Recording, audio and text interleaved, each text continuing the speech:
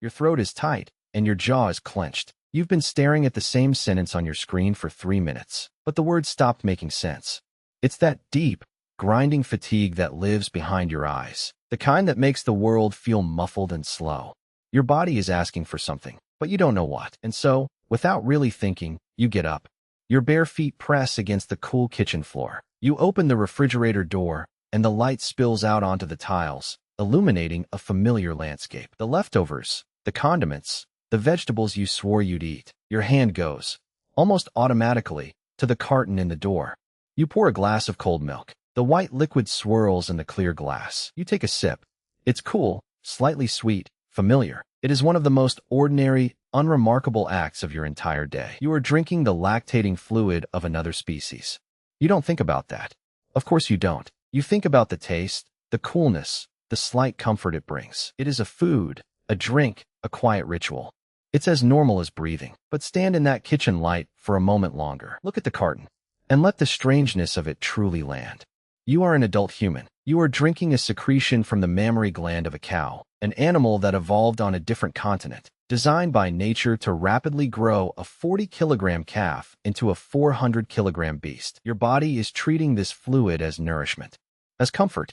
This is bizarre. Now, let your eyes drift across your kitchen to the block of cheese on the counter, the yogurt in the fridge, the butter on your toast this morning. Your entire world, your daily sustenance, is built on a foundation of stolen animal milk.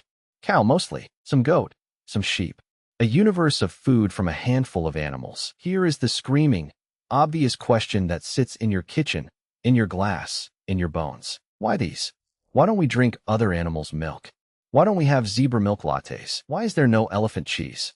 Why don't we farm lions for the cream in our coffee? The planet is teeming with mammals, tens of thousands of species, each producing its own unique, nutrient-rich milk. Evolution crafted these potent liquids over 200 million years to be the ultimate survival food, the very thing that turns a helpless newborn into a thriving adult. It is biological gold. And yet, for almost all of human history, we ignored it completely. The idea of routinely drinking another animal's milk would have seemed as absurd to your ancient ancestors as the idea of you now raising a bear for its breast milk. It wasn't just a missed opportunity. It was an idea that simply did not exist. Then, in a geological blink of an eye, we did it. We mastered it.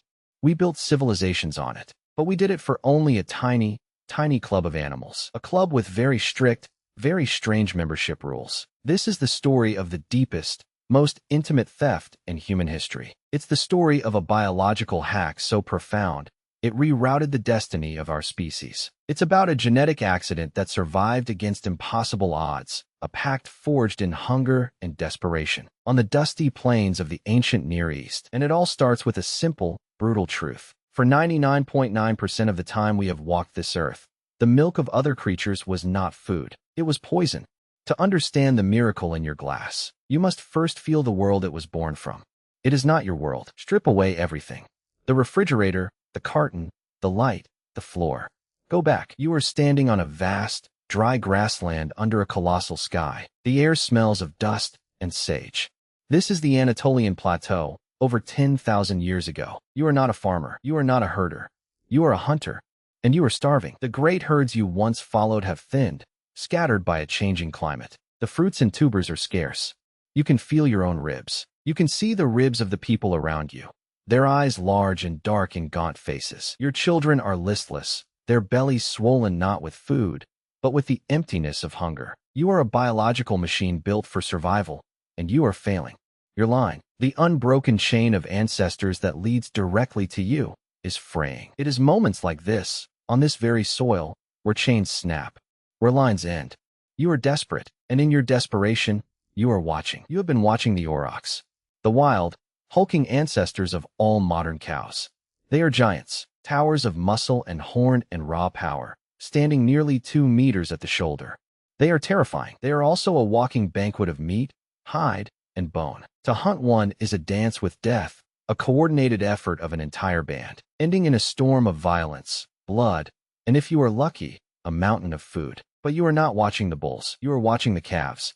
You see them nuzzle against their mothers, hidden in the tall grass. You see them feed, and you see what happens after. A calf, its belly full, stumbles away to sleep. And there, on the mother's underbelly, her udder is still full. Drops of a white, creamy liquid bead at the tips. It drips, wasted, onto the dry ground.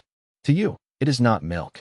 It is not a drink. It is a bodily fluid, as foreign as blood or bile. Your body, the body of every human alive, knows exactly what to do with it. Reject it. After infancy, your digestive system shuts down the production of lactase, the enzyme that breaks down lactose, the primary sugar in milk. To drink it as an adult is to invite gastrointestinal rebellion. Cramping, bloating, violent diarrhea. In a state of starvation, on the edge of survival, that diarrhea isn't just uncomfortable. It is a death sentence.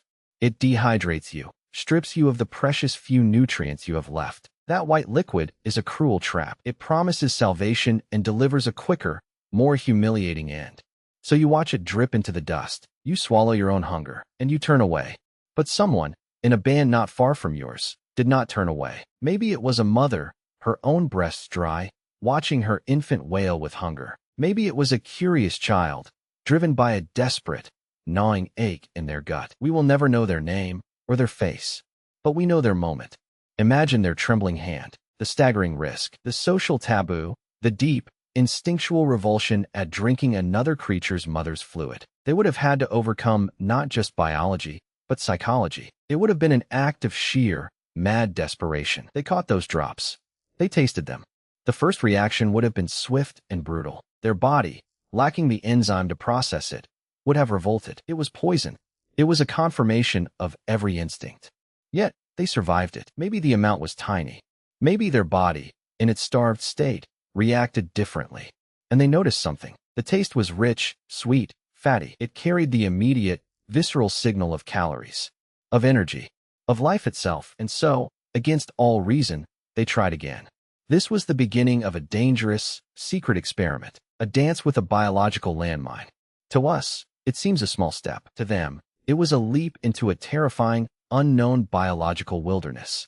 Every sip was a gamble. Every handful of milk risked debilitating illness in a world where a single day of weakness could mean death by predator, exposure, or starvation. But the gamble had a potential payoff that was almost incomprehensible. Think of what milk is. It is not just food. It is a complete, pre-packaged survival kit. It contains water, fat, protein, sugars, vitamins, and immune-boosting compounds.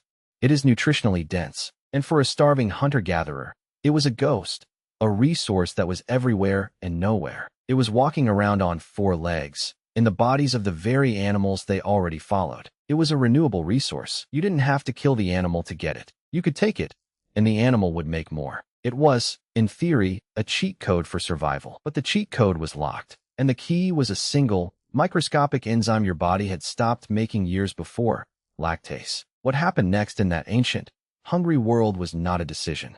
It was not a clever invention. It was a biological lottery. And somewhere, in the gut of a starving child or a desperate parent, a genetic dice was thrown. A random mutation occurred in the stretch of DNA that controls the lactase gene. A switch that was supposed to turn off in childhood didn't. In that one person, the enzyme kept flowing. For them, that poisonous white liquid was no longer poison. It was a revelation. It was a slow, steady trickle of liquid life in a world of death. It was the difference between a withered corpse on the steppe and a living, breathing ancestor who would pass on their genes.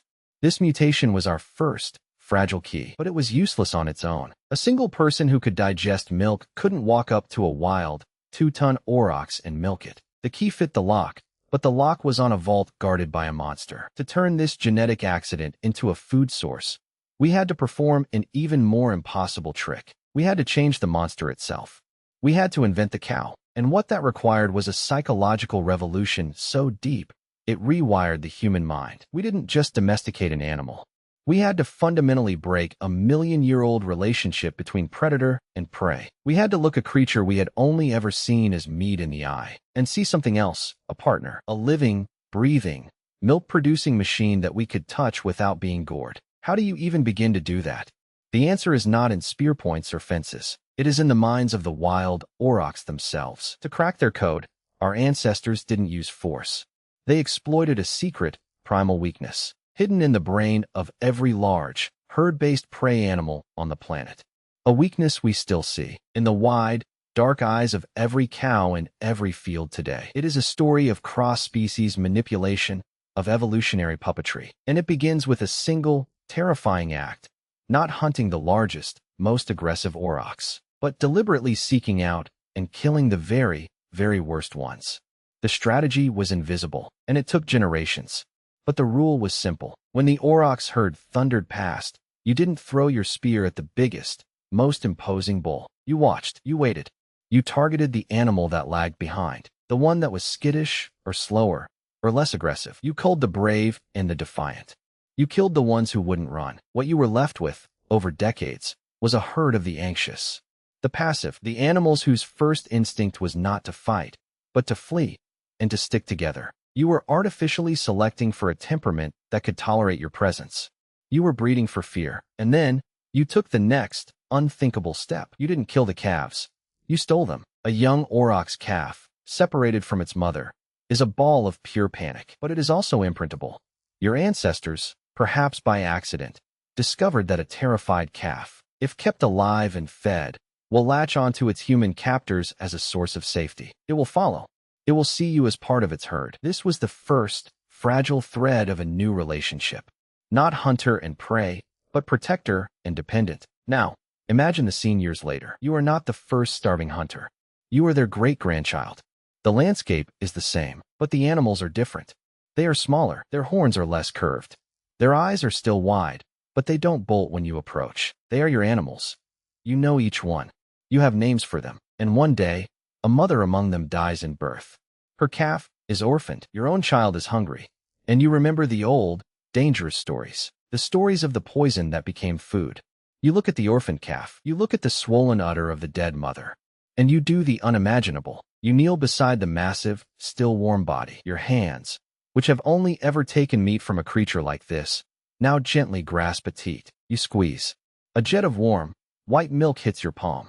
The orphan calf puts your hand away, desperate for it. But you saved a little. You look at it, pooling in your cupped hand. It is the same fluid that once meant sickness, but you are not the same person. You are the descendant of the one in whom the genetic dice landed right. The enzyme flows in your gut. You bring your hand to your mouth. You taste. It is warm. It is sweet. It is fat. And your stomach accepts it. There is no rebellion, no cramping. It is just food. In that moment, the vault door swings open. The monster has not just been tamed. It has been transformed into a fountain. You are not taking life from this animal. You are taking its surplus, its future, converted into your present. This is the pact. We protect you from wolves, from starvation, from other humans. We guide you to the best grass, and in return, you let us take what your calf does not need. We will care for your young, and you will feed ours. It is a partnership of profound, mutual manipulation. We changed them, yes. We shrank their brains, softened their temperaments, altered their very bodies to produce more milk, for longer. But they changed us just as deeply. They gave us a reason to stay put, to build fences, not just hunting blinds.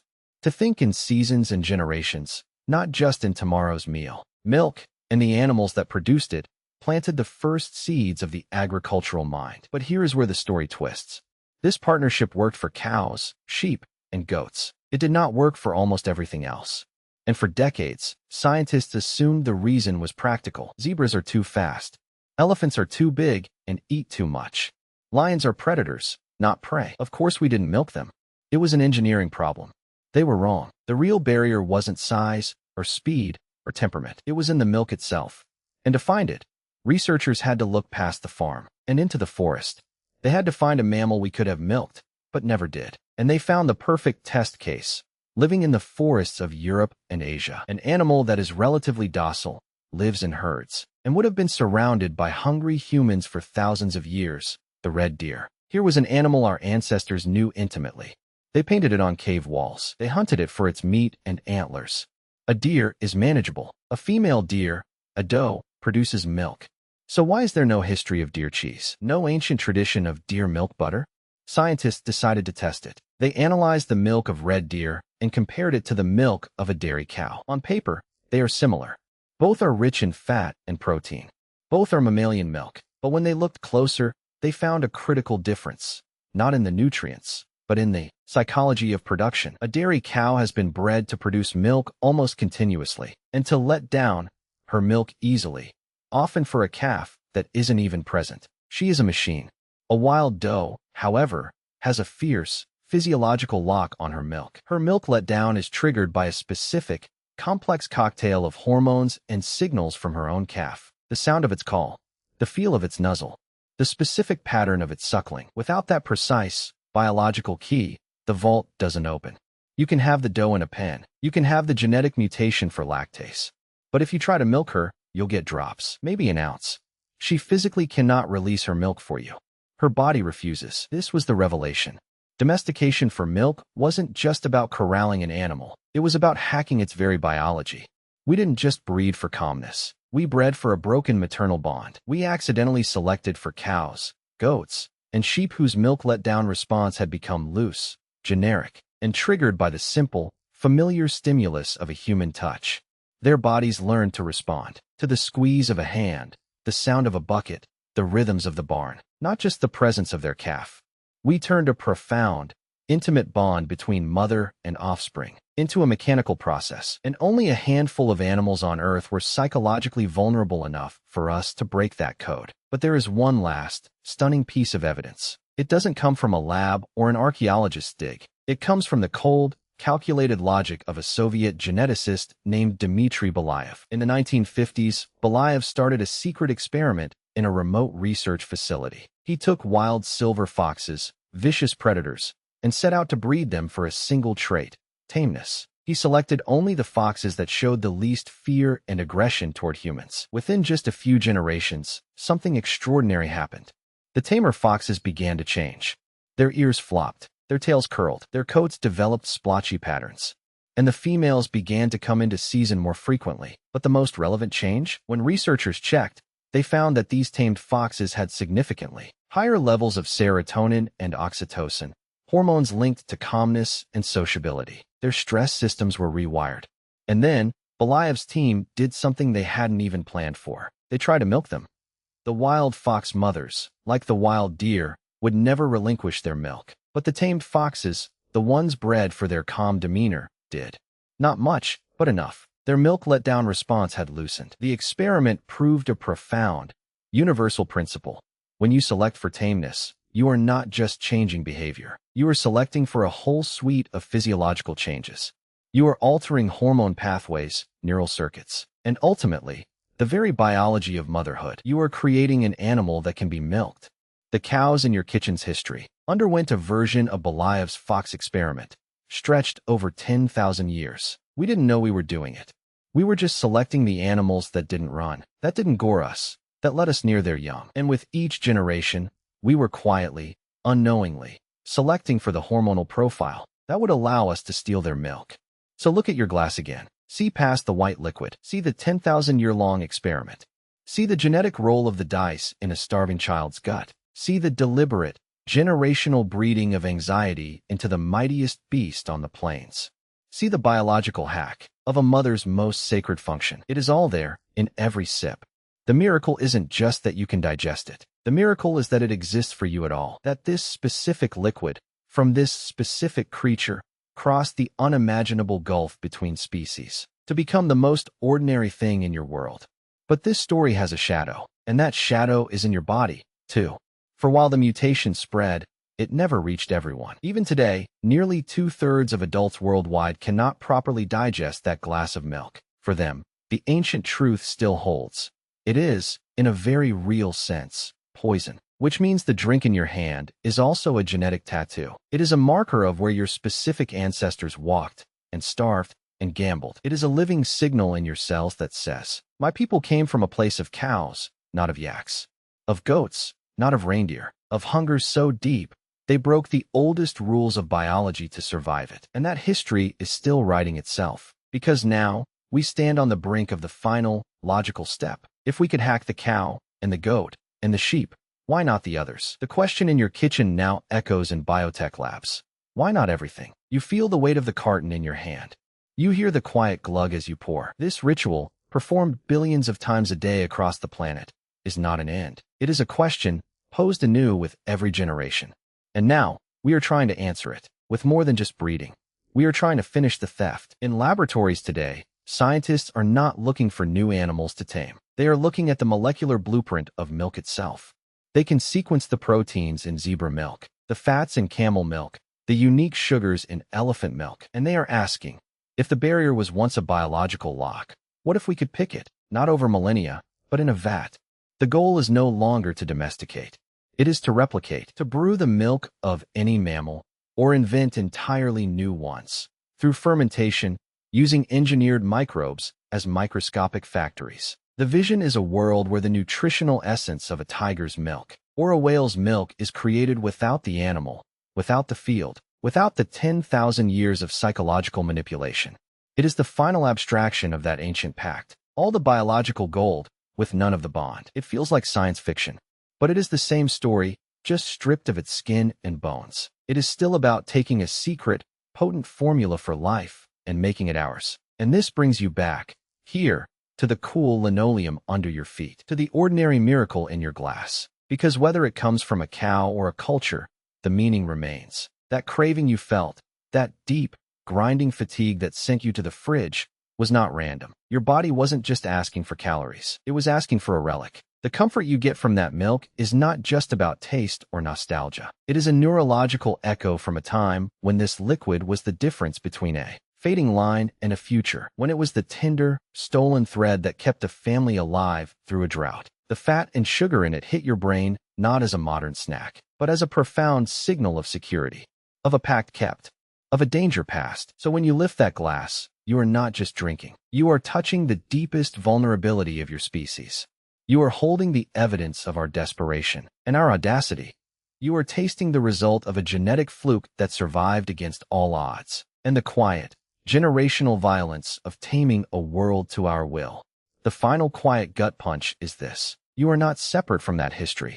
You are its living endpoint. Every time your stomach settles after that drink, instead of clenching in revolt, you are a walking testament to a starvation so profound, it altered human biology. You are proof that someone, long ago on a dusty plain, survived. The light from the fridge still spills onto the floor. You close the door. The room goes dark, and you stand in the quiet kitchen, the last of the milk cool on your tongue. You are not just tired. You are an heir, and the inheritance is in your hand, white and ordinary, a ghost of a 10,000-year-old hunger that decided, against all the rules of nature, to make a thief into a child.